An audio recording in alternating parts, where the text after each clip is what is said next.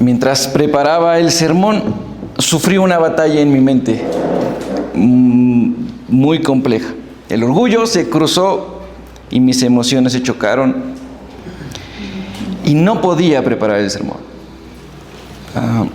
Me vi muy impotente. Leí el Evangelio de Juan para continuar con la serie y lo estudiaba y lo empecé a preparar, pero no pude avanzar. Estudié la Cena del Señor, que hoy vamos a celebrar, y tampoco podía avanzar. Llegaba a textos sencillos y ahí es cuando mis emociones decían, no, ¿cómo voy a predicar algo sencillo? Tengo que predicar algo teológicamente complejo, algo más académico tal vez. Así que seguía buscando, pero aterrizaba en el mismo lugar, mis hermanos. Aterrizaba en el mismo lugar. Es difícil predicar. Qué temor tan grande de no hablar lo que Dios quiere que se hable. Así que, a fin de cuentas, como llegué al mismo lugar, hoy vamos a hablar de lo que el Señor quiere que su pueblo escuche. Vamos a ir a Santiago capítulo 3, versículo 1 al versículo 12. Sí, Santiago es fácil de encontrarlo. Está entre Génesis y Apocalipsis, así que no hay dónde perderse. Hermanos míos, no os hagáis maestros muchos de vosotros, sabiendo que recibiremos mayor condenación. Porque todos ofendemos muchas veces. Si alguno no ofende en palabra, este es varón perfecto, capaz también de refrenar todo el cuerpo. He aquí nosotros ponemos freno en la boca de los caballos para que nos obedezcan, y dirigimos así todo su cuerpo. Mirad también las naves, aunque tan grandes y llevadas de impetuosos vientos, son gobernadas con un muy pequeño timón, por donde el que las gobierna quiere. Así también la lengua es un miembro pequeño, pero se jacta de grandes cosas. He aquí cuán grande bosque que enciende un pequeño fuego. Y la lengua es un fuego, un mundo de maldad. La lengua está puesta entre nuestros miembros y contamina todo el cuerpo e inflama la rueda de la creación. Y ella misma es inflamada por el infierno. Porque toda naturaleza de bestias y de aves y de serpientes y de seres del mar se doma y ha sido domada por la naturaleza humana. Pero ningún hombre puede domar la lengua, que es un mal que no puede ser refrenado, llena de veneno mortal. Con ella bendecimos a Dios y Padre, y con ella maldecimos a los hombres que están hechos a la semejanza de Dios.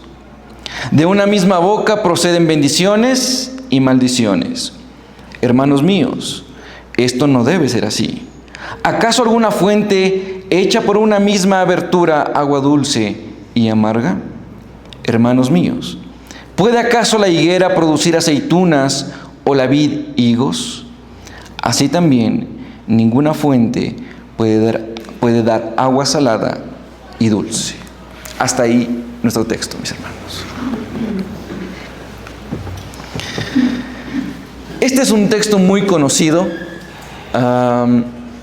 y el mismo hecho de ser conocido es la batalla que tenía acerca de predicar esto. Pero en oración, mis hermanos, y pidiéndole al Señor dirección, Él ha permitido que hoy podamos disfrutar de esta porción de su palabra. Ahora, ustedes saben que a mí me gusta ubicarlos en el texto y en el contexto. ¿Quién es Santiago? ¿Quién es el escritor de esta carta? Porque esta carta la escribió Santiago, no es nada más y nada menos que el hermano de nuestro Señor Jesucristo. Santiago no fue uno de los apóstoles originales, no fue uno de los 12. Fue hijo de María y fue hijo de José después del nacimiento de nuestro Señor Jesucristo. Esto está en Juan 7, capítulo 5. Que incluso ya lo vimos. Santiago se convirtió, ¿cuándo? Cuando el Señor Jesús predicaba. No, Santiago se convierte después de la resurrección de Cristo. Esto lo vemos en 1 Corintios capítulo 15, versículo 7. Santiago era un inconverso. Santiago no creía que su hermano era el Hijo de Dios. Pero más tarde, Santiago se convierte en el líder principal de la iglesia en Jerusalén.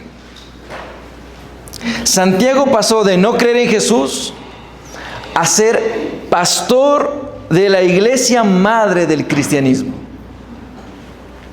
Eso solamente lo hace el Señor. Así que Santiago no escribe como un académico, Santiago escribe como un pastor. Santiago escribe como alguien que ama y que exhorta porque ama, como un anciano, como un líder. Pero también, y algo importante, Santiago escribe como alguien que está bajo persecución. Santiago escribió la carta en el año 44 al 49 después de Cristo. Esto lo hace una de las cartas más antiguas del Nuevo Testamento. Incluso, Santiago se escribió antes que la carta de Romanos, antes que Gálatas, antes que Corintios. Eso explica por qué no desarrolla ciertas doctrinas, sino que se enfoca en la vida cristiana práctica, que está bajo presión. ¿A quién dirigió la carta Santiago? En el capítulo 1, versículo 1 de Santiago dice: siervo de Dios y del Señor Jesucristo, a las 12 tribus que estaban en la dispersión. A las 12 tribus que estaban en la dispersión. ¿Quiénes eran estas 12 tribus? Bueno, eran judíos, cristianos, que fueron expulsados de Jerusalén por creer en Cristo. Así que vivían como extranjeros, bajo presión económica, bajo presión social, bajo presión religiosa.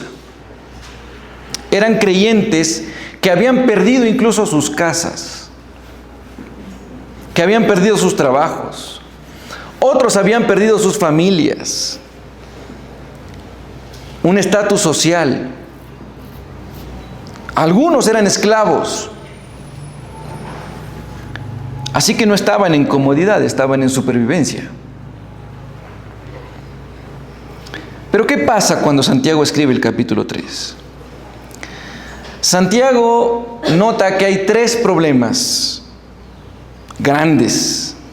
El primero, que muchos querían ser maestros, muchos querían ser pastores, pero no por vocación, sino por prestigio, porque aquel que era maestro tenía influencia, tenía cierto poder, tenía cierto control.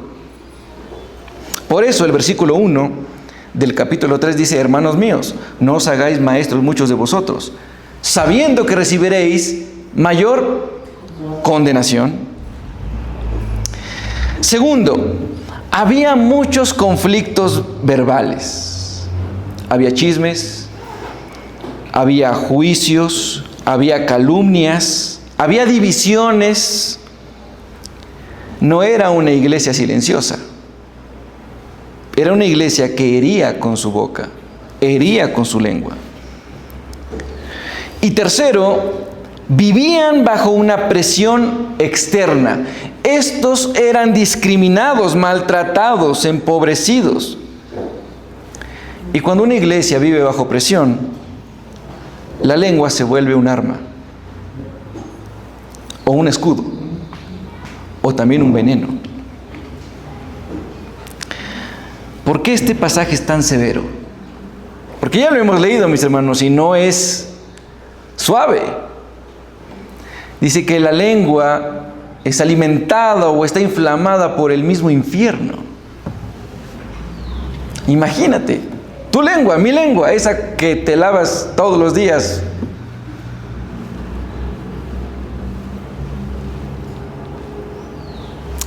Porque Santiago sabía que una iglesia perseguida por fuera puede sobrevivir, pero una iglesia destruida por la lengua interna se autodestruye. Así que, una vez establecido este contexto, vamos a desarrollar el tema el día de hoy. Vamos a leer por secciones. He dividido el texto en 4 secciones. Pienso que no voy a demorarme mucho en este sermón. Hay 4 simples secciones aquí y vamos a ver la primera, que la he titulado El peso espiritual de hablar en el nombre de Dios. El peso espiritual de hablar en el nombre de Dios. Versículo 1 al versículo 3. Dice la palabra del Señor: santa e inspirada e infalible e inerrante. Hermanos míos, no os hagáis maestros muchos de vosotros, sabiendo que recibiréis mayor condenación. Porque todos ofendemos muchas veces. Si alguno no ofende en palabra, este es varón perfecto, capaz también de refrenar todo el cuerpo. He aquí nosotros ponemos freno en la boca de los caballos para que nos obedezcan y dirigimos así todo su cuerpo.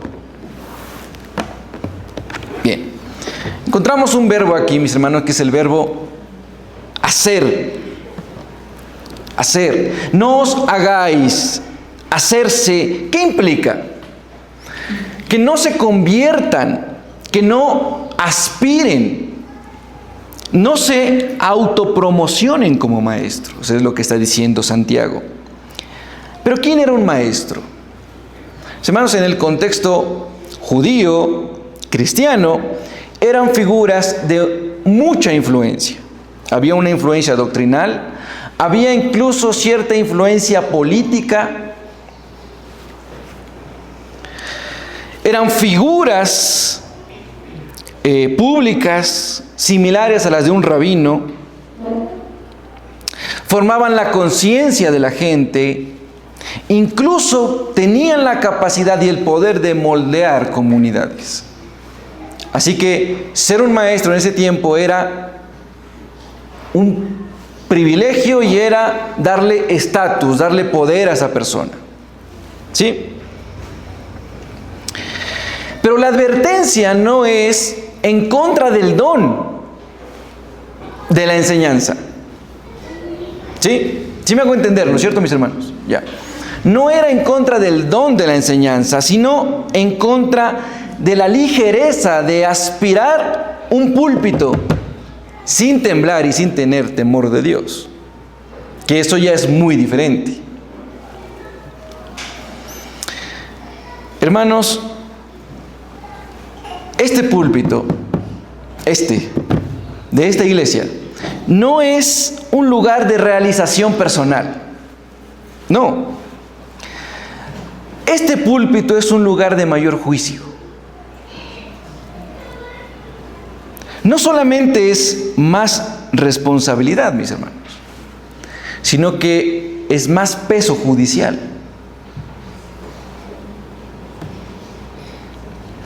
Santiago continúa diciendo, porque todos ofendemos muchas veces.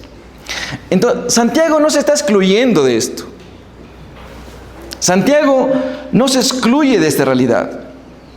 ¿Y qué es ofender? Bueno, ofender es tropezar, ofender es fallar, ofender es resbalar, es mentir. Lo que está diciendo Santiago es que el que enseña, mira, y escuche esto, mi hermano, porque, bueno, esto primero va para aquellos que predicamos, para los líderes, para todo cristiano que cumple la gran comisión también, que deberíamos ser todos. Así que escuche bien esto, mi hermano. Escuche bien esto. El que enseña tropieza con su lengua. El que enseña puede torcer un texto. El que enseña puede herir injustamente. El que enseña puede alimentarse de orgullo o alimentar de orgullo a otra persona. Dice, si alguno no ofende en palabra, este es varón perfecto. ¿Qué es perfecto? ¿Qué es la palabra perfecto? Un sinónimo sería morales. No, mis hermanos. Un sinónimo sería maduro, completo. Querida iglesia, el dominio de la lengua no es un detallito del carácter. El hecho de que tú controles o no controles la lengua no es algo de tu carácter. No es que es un detallito de mi explosión, no que es un detallito de... No, no es, y hoy lo vamos a ver, mis hermanos. El dominio de la lengua es un termómetro de tu madurez espiritual. ¿Qué hablas, mi hermano? Según lo que hablas, tú muestras quién domina tu cuerpo. Dice que es capaz de refrenar todo el cuerpo el que domina su lengua. Capaz de refrenar todo el cuerpo. Si se domina la lengua, se domina también el cuerpo.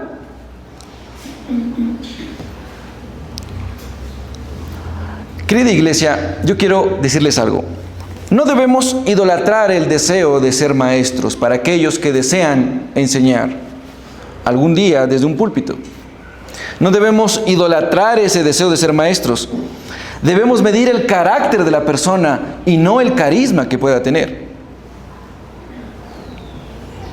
Predicar no es sencillo, mis hermanos. ¿Sabes por qué? Porque hay un principio dentro de la predicación. El predicador se predica primero a sí mismo. Es decir, yo tengo que vivir lo que predico.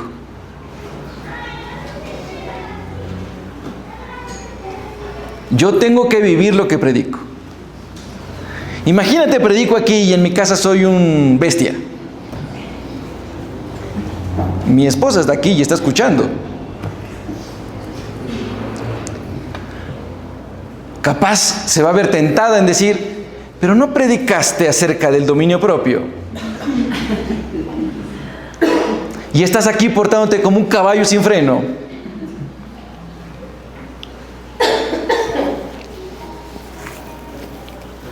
¿Has pensado en eso, mi hermano? Caso contrario, yo sería un hipócrita y un mentiroso. No creería en la palabra del Señor. Pasen adelante los que se van a arrepentir.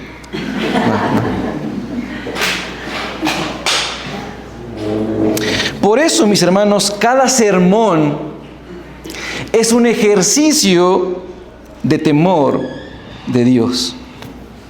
Ahora, no solamente a los predicadores, a los líderes y a los padres. ¿Cuántos padres y madres hay aquí? La mayoría. ¿No es cierto? La mayoría. Cada vez que tienes la oportunidad de instruir a tus hijos, cada vez que tienes la oportunidad de instruir a tus hijos,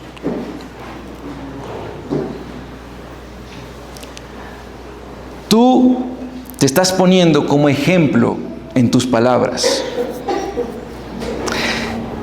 Cada vez que tenemos la oportunidad de instruirlos, nos estamos colocando en la posición de mayor peso delante de Dios. Esta sección es interesante, mis hermanos, porque antes de hablar de la lengua y de todo lo que esto implica, Santiago pone contra la pared a aquellos que deben hablar. Pastores, maestros, líderes, padres.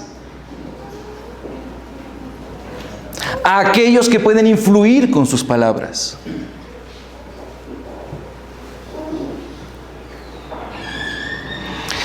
Mis hermanos, si bien es cierto, nosotros tratamos de predicar la sana doctrina, muchas personas todavía, y si aquí desde el púlpito decimos, ustedes no tienen que mirar al predicador, tienen que mirar ¿a quién?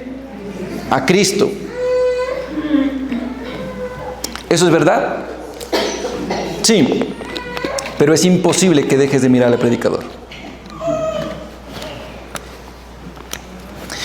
El predicador muchas veces se convierte en un referente. Por eso el predicador debe guardar sus palabras. Porque si yo empiezo a ser un mal hablado, la gente va a decir, eso se puede hacer.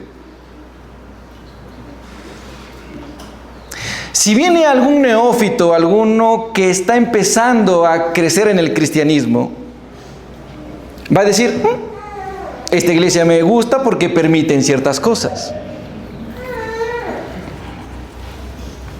Por eso esta enseñanza empieza desde el predicador hasta los oyentes. Para todos, mis hermanos, para todos. Segunda sección. ¿Ves? Rápido, estamos avanzando. Segunda sección. Lo pequeño que gobierna lo grande. Vamos a leer del versículo 3 al versículo 5, parte A. Dice la palabra del Señor: He aquí nosotros ponemos freno en la boca de los caballos para que nos obedezcan y dirigimos así todo su cuerpo. Mirad también las naves, aunque tan grandes y llevadas de impetuosos vientos, son gobernadas con un pequeño timón por donde el que las gobierna quiere. Así también la lengua es un miembro pequeño, pero se jacta de grandes cosas. Hasta ahí. Santiago hace una observación. El caballo. Pone de ejemplo al caballo, al carchense. No, ¿no es cierto? No. ¿Qué es un caballo? ¿Qué es un caballo? No se coden, mis hermanos. ¿Qué es un caballo? Contéstenme a mí. Así. Este de aquí al lado. Este que relincha en las noches y no me deja dormir. El caballo es un símbolo de fuerza. ¿Cómo se mide un motor? La potencia de un motor. Por caballos de fuerza. El caballo es símbolo de fuerza, de impulso, de velocidad, de potencia. Un caballo pareciese que no se cansa. Pero también habla del freno. ¿Y qué es el freno? Algo insignificantemente pequeño a comparación del caballo. Muchas veces ni se lo ve completo, porque el caballo lo tiene mordido. Insignificante en proporción al caballo. ¿Pero qué hace este freno? Somete toda la potencia, toda la fuerza, toda la velocidad del caballo con un simple freno. Ese freno es la dirección de todo ese poder que tiene el caballo. Santiago dice que la lengua es ese freno. No es grande, pero domina todo el cuerpo. Santiago dice, no es tu fuerza que revela quién manda en ti, es tu lengua.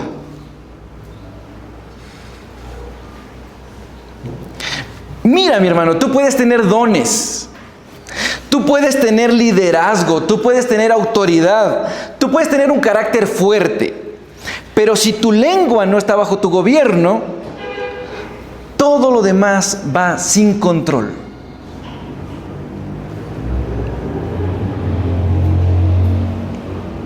Versículo 4. Mirad también las naves, grandes, llevadas por impetuosos vientos. Sin embargo, es el timón el que dirige. Santiago hace un cambio de metáfora. ¿Qué es una nave? Un barco enorme. Si no está hablando de una balsa, no está hablando de un bote, está hablando de una nave. Grande, gigante. Pesada, costosa. Llevadas por vientos, por fuerzas externas, por presión, por circunstancias, por crisis, por injusticias. Guiadas por un timón diminuto, oculto muchas veces. Pero el timón es decisivo. El texto dice, por donde el que las gobierna quiere. Así que vamos a ver qué se refería a este texto. El barco navega a donde quiere, no por el viento, ni tampoco por el mar. No es el mar el que lo controla, ni tampoco es el viento el que controla la nave. ¿Qué es? Es el timón el que controla la nave. Ahora vamos a traducirlo al idioma cristoñol. Las circunstancias no gobiernan tu vida. La presión no dirige tu vida. La crisis no te dirige. La lengua muestra quién realmente gobierna tu interior. ¿Qué tal? ¿Estamos entendiendo? ¿Les está gustando? Eso ya es otra cosa.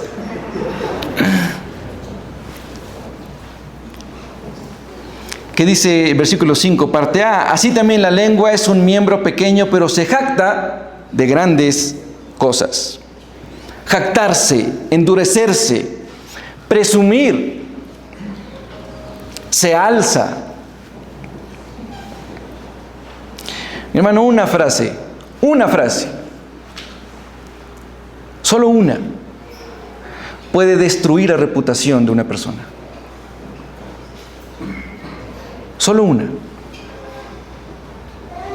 Cuando no controlamos nuestra lengua y estamos hablando de alguien y queremos ser interesantes y nos inventamos algo de alguien. Alguien decía que es más fácil engañar a una persona que convencerlo de que ha sido engañado. Eso es verdad.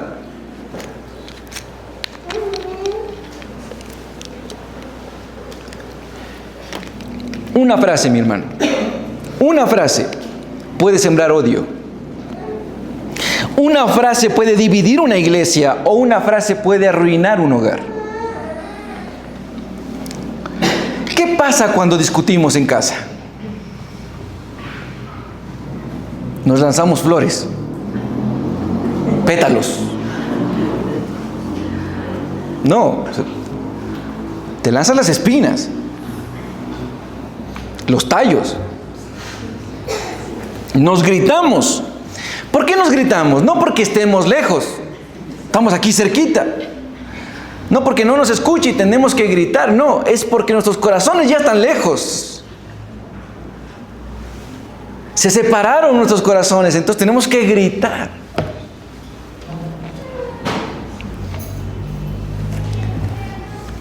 Y en medio de esos gritos, ¿qué pasa?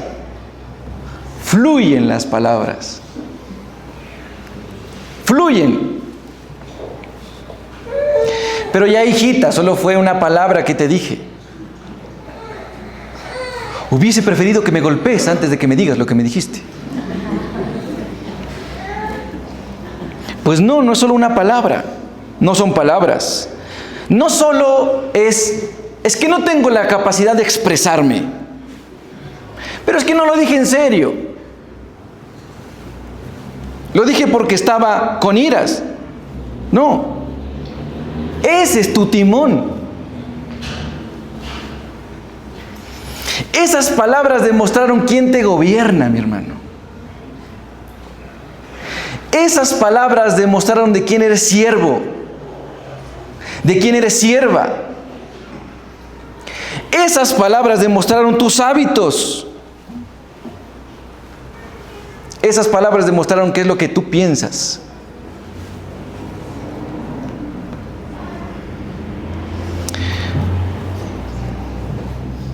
Tres, el incendio y el veneno del infierno. El incendio y el veneno del infierno. Versículo 5, parte B. He aquí, cuán grande bosque que enciende un pequeño fuego. Y la lengua es un fuego, un mundo de maldad. La lengua está puesta entre nuestros miembros y contamina todo el cuerpo e inflama la rueda de la creación, y ella misma es inflamada por el infierno. Ahora, Santiago ya no nos enfoca en la dirección de nuestra vida, porque primero la lengua fue la dirección, ¿no es cierto? El timón, el freno. Ahora Santiago nos quiere hablar de la destrucción que provoca la lengua. Mi hermano, ¿qué necesitas tú para quemar un bosque? Un helicóptero lleno de gasolina y una antorcha medieval para poder quemar un árbol. ¿Eso necesitas? ¿O necesitas una chispa que sea eficaz? Hectáreas y hectáreas de bosque se queman por una colilla de un cigarrillo, por una fogata que ya estaba apagada.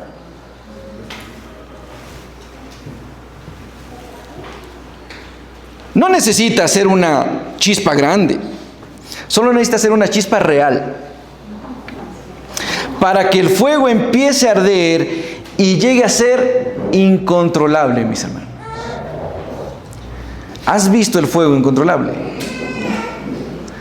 Hemos visto en las noticias recientemente en diferentes partes del mundo cómo se quema todo sin control.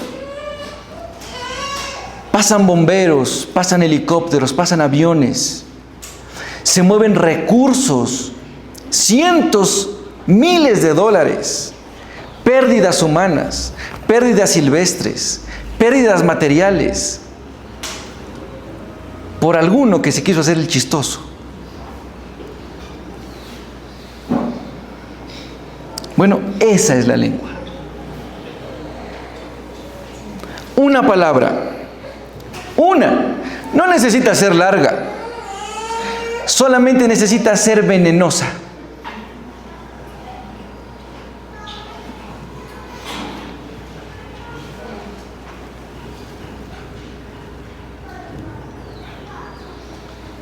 No necesita ser larga. ¿Has visto las lenguas de suegra? No voy a hablar de eso. Solo te quería preguntar.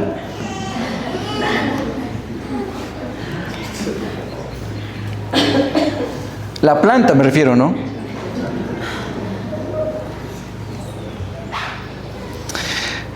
Cuando he hablado con matrimonios, una de las cosas que hago, porque es mi deber, mis hermanos, es mostrarle la realidad de las cosas. La consejería bíblica no se trata de decirle qué es lo que tiene que hacer, cuántas rutinas tiene que hacer, tomarte un novenario de lo que sea. No. La consejería bíblica, lo primero que tiene que hacer es identificar el pecado, mostrártelo y llevarte al arrepentimiento. Ese es uno de los principios de la consejería bíblica. Mostrarte la realidad de las cosas. Y a veces, y quiero que tú seas consciente de lo que te voy a decir, ¿cómo son las discusiones al principio? Cuando eran enamorados y recién tienen un pequeño roce. ¡Oh! No te preocupes, mi vida. No te preocupes, mi amor. No me ofendiste. No. Yo sé que tú no te equivocaste, yo me equivoqué.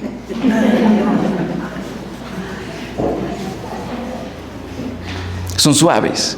Pero de repente empieza a pasar el tiempo y corre y empieza a caminar el tiempo y te empiezas a conocer, te empieza a conocer tu esposa, te empieza a conocer tu esposo, sabes las debilidades de ella, sabes las debilidades de él. Ahora, una discusión se cruzó en el camino y ahora ya ofendes eficazmente. Ya sabes qué palabras lanzar para hacerle daño. Ya sabes dónde le duele.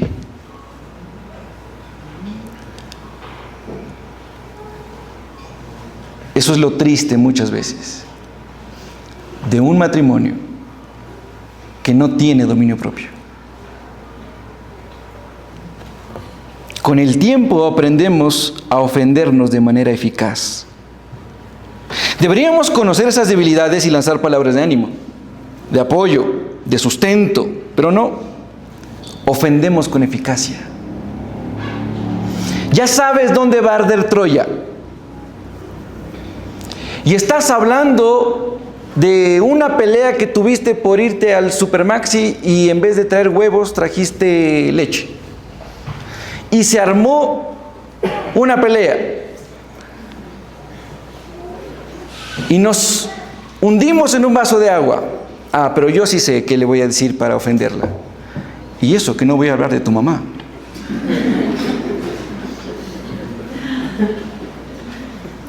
Se da la vuelta como el exorcista. ¿Qué dijiste?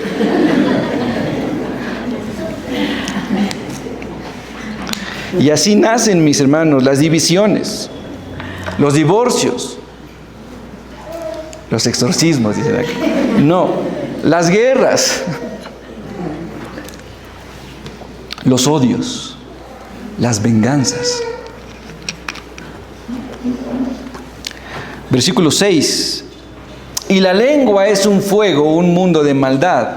La lengua está puesta entre nuestros miembros y contamina todo el cuerpo. Vamos por partes. La lengua, dice Santiago que la lengua es como fuego. ¿Eso dice?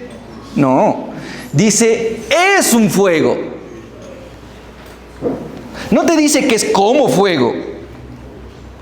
Es un fuego.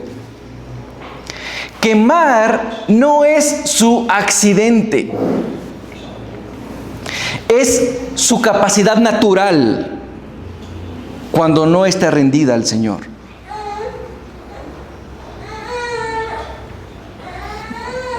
Dice que la lengua es un mundo de maldad. La palabra mundo aquí es cosmos. Y eso me impresiona que esta palabra sea cosmos. ¿Sabes por qué, mi hermano? Porque está comparando a que la lengua es un sistema, es toda una estructura, es una organización compleja y completa. En otras palabras, la lengua es como una miniatura de toda la maldad de la corrupción de tu corazón. La lengua es una miniatura de toda la maldad y la corrupción que hay en el corazón. Escucha esto, mi hermano. Todo pecado, orgullo, envidia, odio, mentira, engaño, encuentra la misma vía de salida, que es la boca. Todo pecado encuentra la misma vía de salida natural y contamina todo el cuerpo. Lo que tú hablas contamina tu cuerpo, contamina tu testimonio. Pero velo, habla y habla de Jesús y míralo cómo vive, y mírala cómo vive, y mírala lo que dice.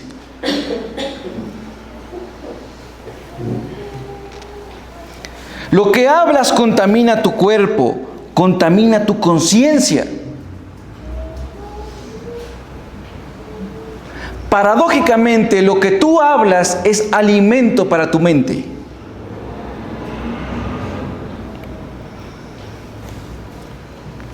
contamina tu familia, tu ministerio. No queda ninguna área limpia cuando se encendió el fuego. Dice, inflama la rueda de la creación. Esta frase es muy difícil. Los traductores y lingüistas bíblicos no sabían cómo traducirla, porque el contexto es complejo. Inflama la rueda de la creación fue la frase más acertada. Pero ¿cuál es el sentido de esta frase? Es que prende fuego a todo el ciclo de la vida, es decir, desde la niñez hasta la vejez.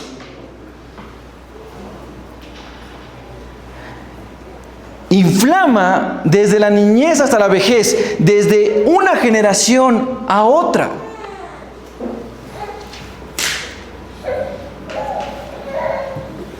Es que los González no nos llevamos con los Cisneros. ¿Y por qué no se llevan, papi? No sé, pero así me dijeron mis papás.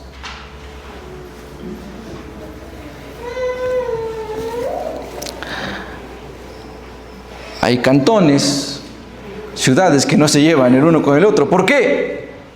Ya ni se sabe por qué. Pregúntales a los huaqueños. ¿O no?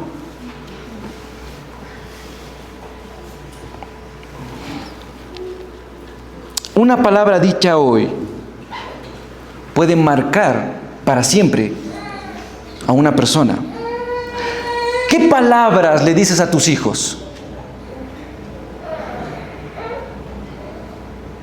¿Qué le dices a ellos?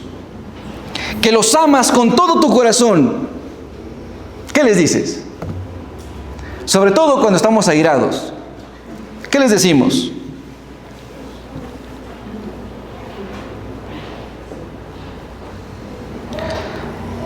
Las palabras que dices alejan a tu esposa, endurecen a tu esposo. Y termina diciendo que está inflamada por el infierno. Lo que Santiago está diciendo, que esta lengua tiene un origen espiritual, o hay un origen espiritual del mal hablar.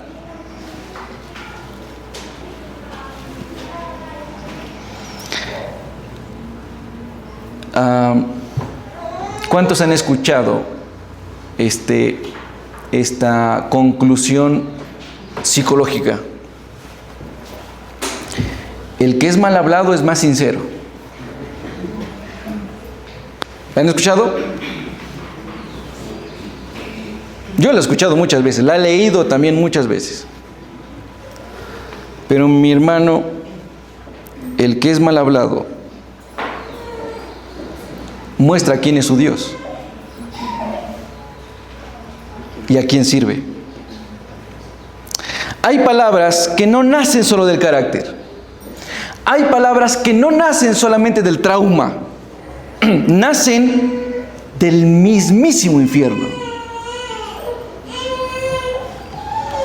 Como un instrumento de destrucción. Imagínate lo que está diciendo la Biblia. Ahora, mira, mi hermano, yo he tomado una decisión para este sermón. Yo te estoy hablando el texto de corrido, ¿sí? No estoy usando concordancias. En la conclusión vamos a ver qué es lo que dicen otros textos de la Biblia, que van a sustentar todo lo que acabamos de ver en Santiago. Versículo 7 al versículo 8 dice: porque toda naturaleza de bestias y de aves y de serpientes y de seres del mar se doma y ha sido domada por la naturaleza humana, pero ningún hombre puede domar la lengua, que es un mal que no puede ser refrenado, llena de veneno mortal.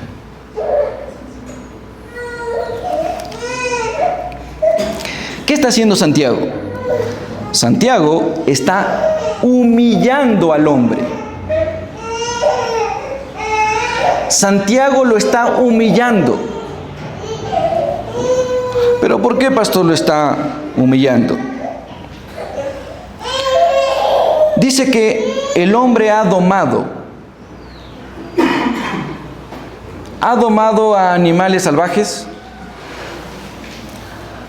ha explorado océanos, ha controlado los ecosistemas, ahora está modificando el ADN. Imagínate lo que ha logrado hacer el hombre. Pero hay una cosa que no lo ha logrado. La Biblia dice, no ha logrado domar la lengua.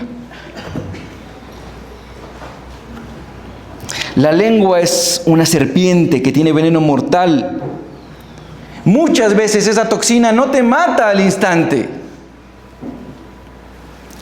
te mata lentamente. Empiezan a destruir lentamente, apagan tu ánimo, te decepcionas, siembran en nuestra mente incertidumbre. Mi hermano, una triste noticia. El ser humano nunca va a poder dominar su lengua, a menos que el Espíritu Santo entre en la vida de ese creyente.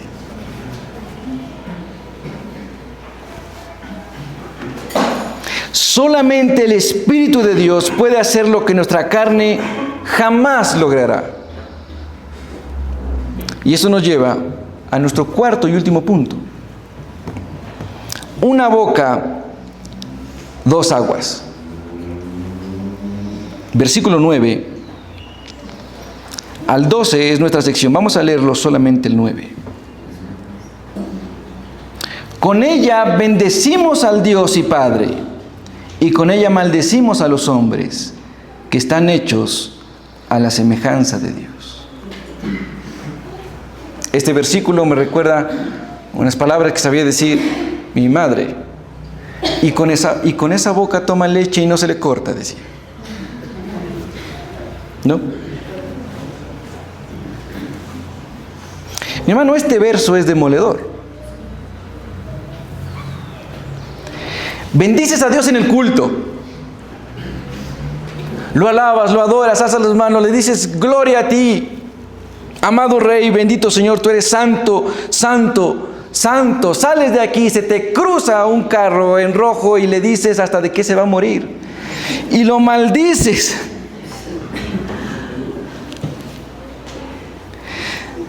Te refieres a los hombres con desprecio. Ya vino este lento.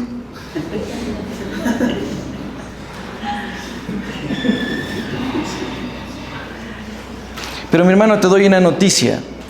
Ese lento es hecho a imagen y semejanza de Dios. Así que maldecir al hombre es atacar la imagen de Dios. Es como que tú digas, yo amo al rey, pero odio su retrato.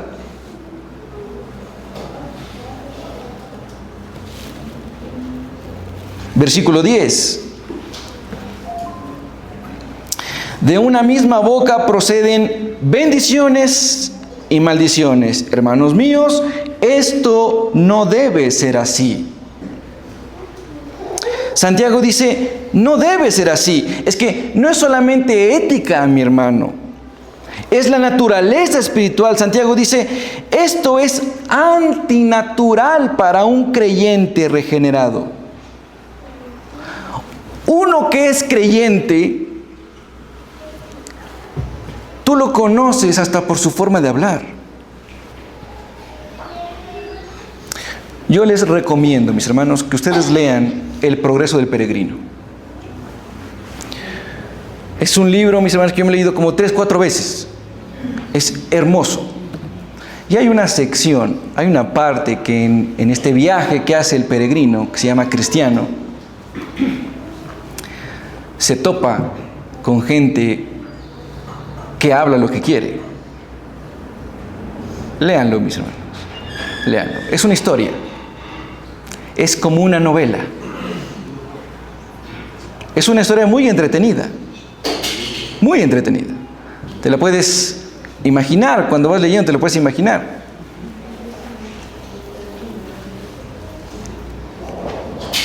Es antinatural para un creyente regenerado hablar de esa manera. Yo les hablé la anterior vez acerca de uno de los coaching más famosos e influyentes del mundo actual, que es Daniel Hafid, ¿no? Y yo les iba a traer el video, mis hermanos, sino que no es conveniente ponerlo aquí.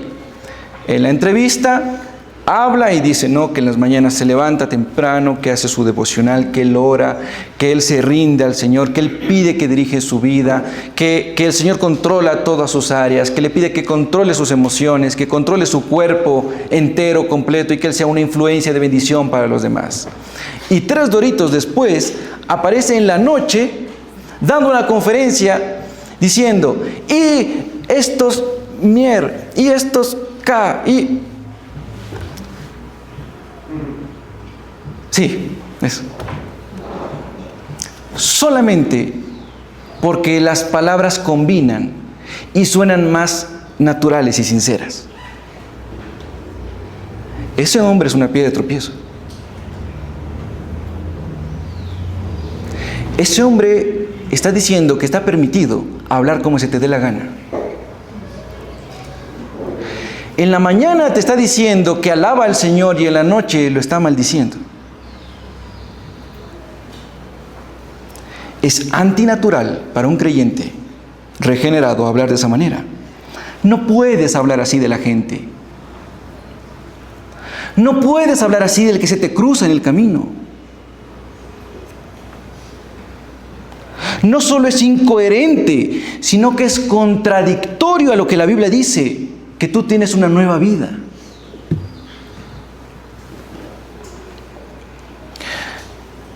Versículo 11. Hace una pregunta, y te hago la pregunta. ¿Acaso alguna fuente hecha por una misma abertura, agua dulce y amarga? Tú abres la llave y te sale agua de mar y agua de río al mismo tiempo. ¿Sí? A lo mucho aquí en Tulcán te va a salir un poquito de tierra al principio.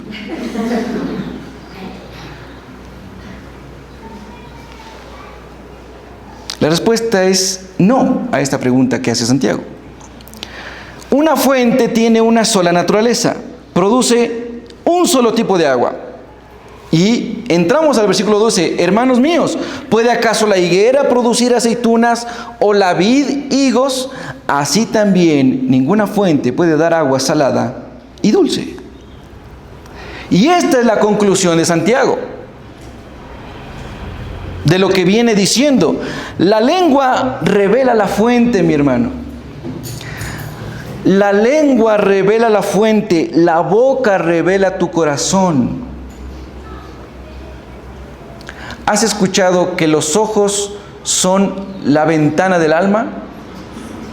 ¿Has escuchado esa frase? La lengua es la muestra del corazón, de tu interior. El fruto revela la naturaleza. No se trata solo de hablar mal o de hablar duro o de ser temperamental. Se trata de qué tipo de árbol eres. ¿Tú eres un árbol de higos que da manzanas?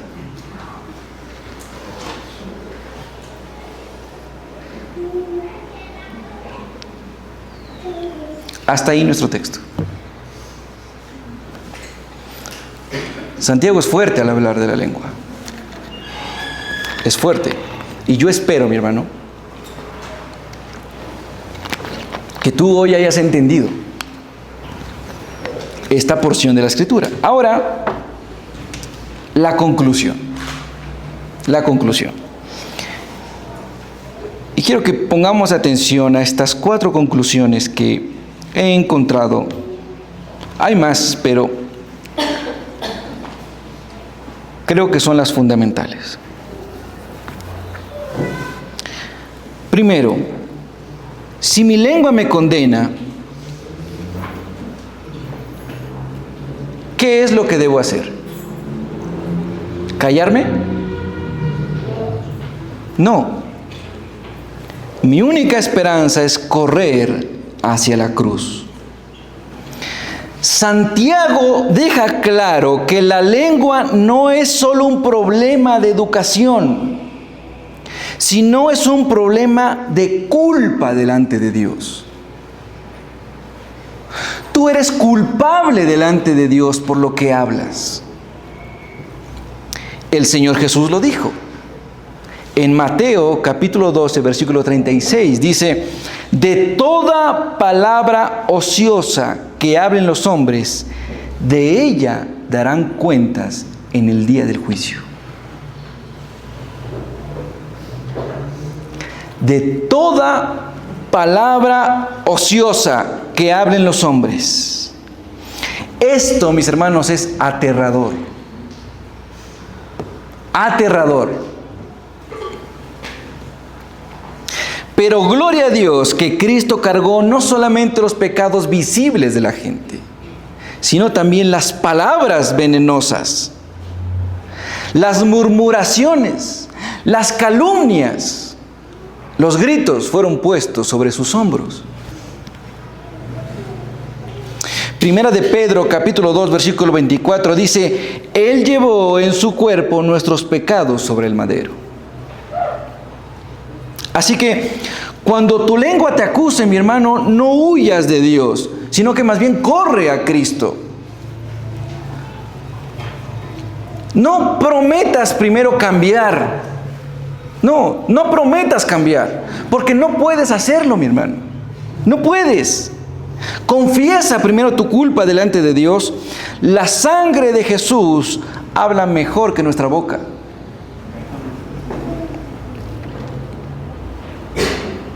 Punto número 2. Si no puedo domar mi lengua, es porque solamente el Rey soberano puede domar mi corazón. Santiago fue brutalmente honesto. Ningún hombre puede domar su lengua, dijo. ¿No es cierto? Ya lo vimos. Ningún hombre puede domar su lengua. Mi hermano, eso destruye el orgullo del yo puedo. Eso destruye el orgullo de yo soy capaz de hacer esto. Yo soy capaz de domar mi lengua. Yo puedo. Es poner de parte nomás. Lucas capítulo 6, versículo 45 dice: de la abundancia del corazón habla la boca. El problema no es tu vocabulario, mi hermano. El problema es quién reina en tu corazón. Por eso la solución no es autocontrol humano. La solución es rendirte espiritualmente, totalmente ante Dios. Punto número 3. Si he usado mi boca para herir, Jesús me llama a sanar como Él sanó, desde el perdón. Y lo voy a explicar porque no sabía cómo ponerle de título. Estaba medio complejo. Lo voy a explicar. Pedro pasó por esta verdad dolorosa. Pedro fue aquel que negó al Señor Jesús 3 veces antes de que cantara el gallo. Pedro negó con su boca al que amaba con su alma. Pedro amaba al Señor, pero lo negó.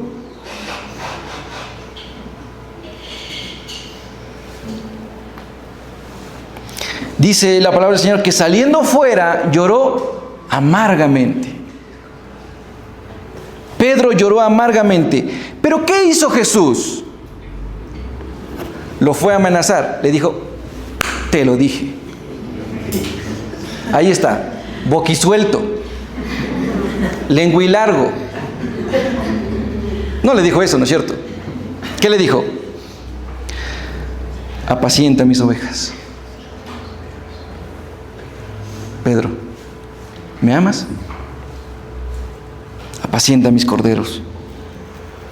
Cristo no solo perdona la boca del que pecó, sino que las puede convertir en un instrumento de gracia.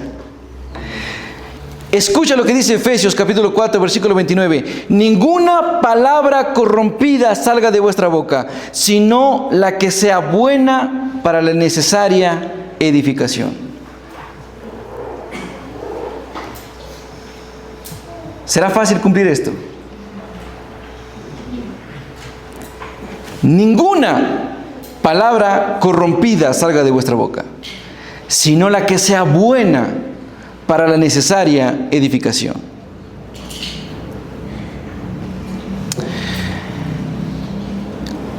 Y punto número 4. Si mi boca debe cambiar, es porque un día Cristo abrió la suya para morir por mí. Mi hermano, este es el centro de todo.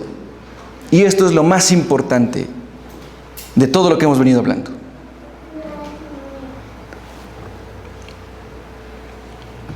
Jesús, nuestro Santo Señor, fue escupido, insultado, acusado falsamente. ¿Y qué dice la Escritura? En 1 de Pedro, capítulo 2, versículo 23, hay un versículo impactante. Te lo voy a leer. Cuando le maldecían, no respondía con maldición. Cuando padecía, no amenazaba. Jesús es el modelo.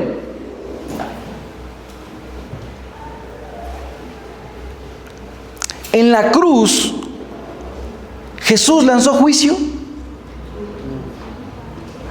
¿Habló maldición desde su boca? Padre, perdónalos.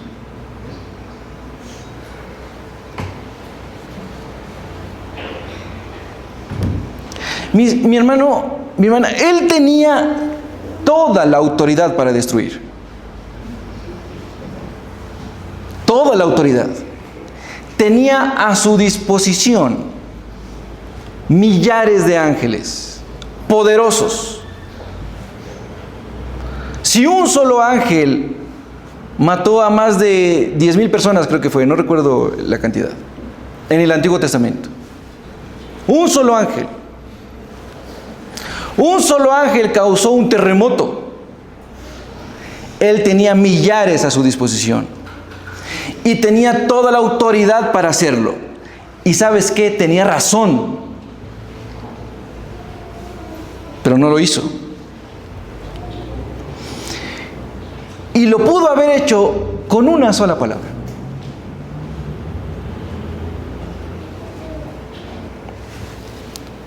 Contrario a eso, abrió su boca para salvar, para perdonar. Por eso, mi hermano, tu esperanza no es que tú hables mejor. Tu esperanza es que Cristo viva en ti.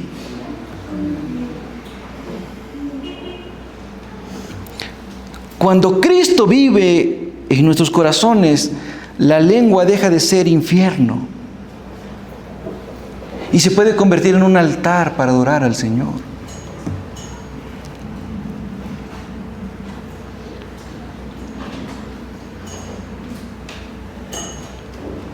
Mira lo que le pasó a Pedro. Pedro lo negó 3 veces.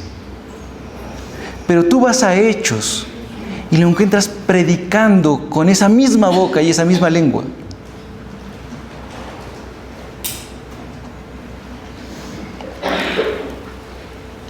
Hoy podemos decir: Señor, mi lengua me acusa, mi corazón me condena.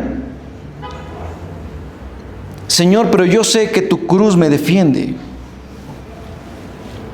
Porque donde yo soy inconstante, tú fuiste fiel. Donde yo hablé veneno, tú hablaste vida.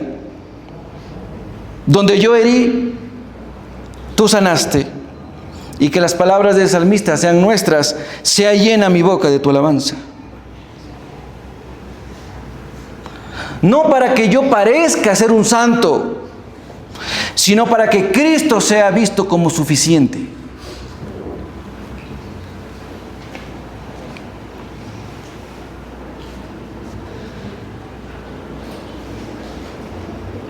Nuestra esperanza es que Cristo viva en nosotros.